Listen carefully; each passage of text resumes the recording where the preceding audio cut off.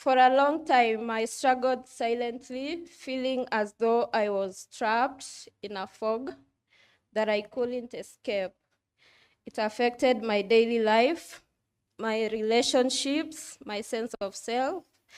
Eventually, I reached a turning point where I realized that I needed help.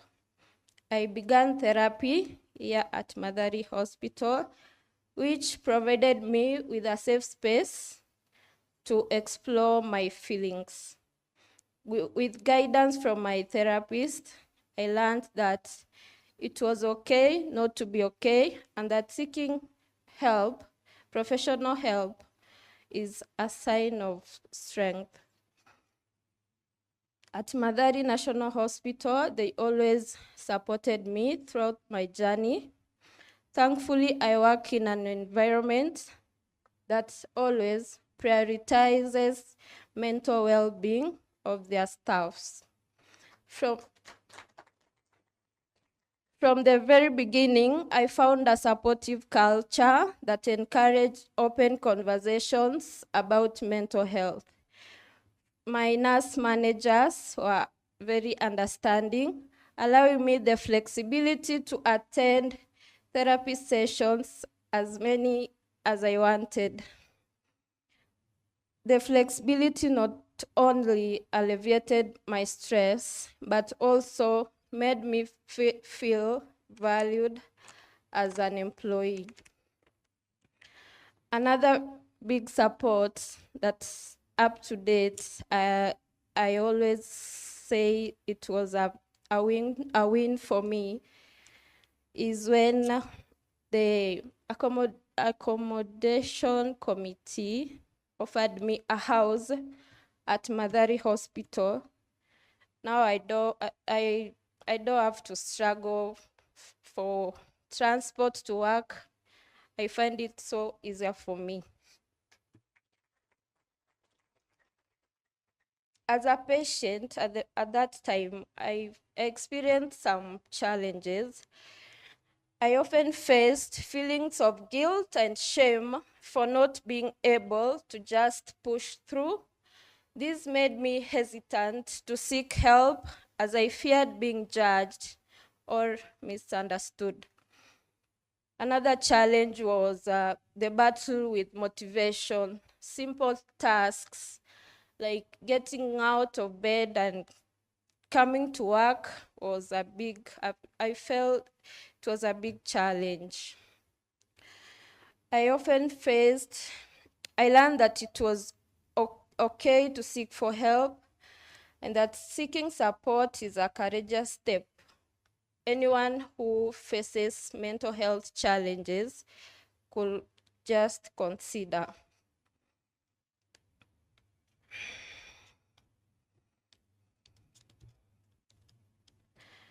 During that time, I of course faced some stigma and discrimination, not from the institution, but from outside.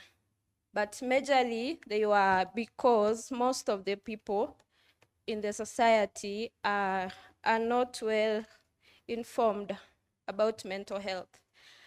Like, I remember my dad that time, after discharge, he always asked me if I was under drugs, like bang or alcohol. And my mom on the other side was questioning herself if maybe I was bewitched or anything. But I couldn't have judged them because they had no information about mental health. They supported me fully, and I thank them for that. Mental illness can take many forms like anxiety, depression, bipolar disorders, schizophrenia, mood disorders, OCDs, and substance use disorders. These conditions are just like the physical illnesses which interfere with our daily lives. They are health issues that deserves compassion and understanding. There is a wealth of support available for those who are struggling. First, professional support is key. We have therapists, we have counselors, we have nurses, we have psychiatrists who are trained to provide necessary tools to help individuals manage their mental health. Another step is encouraging open conversations like the one we have today, and even giving people as a platform to share their experiences. Like for me personally, standing before you is a step of acceptance. We also need to avoid discriminatory language and attitudes even towards our patients.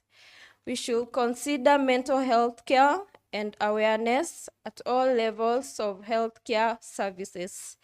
Creating awareness in high schools, colleges, and even universities, and conducting more outreach clinics in our society. Being mindful of how we talk about mental health can promote a culture of acceptance rather than judgment.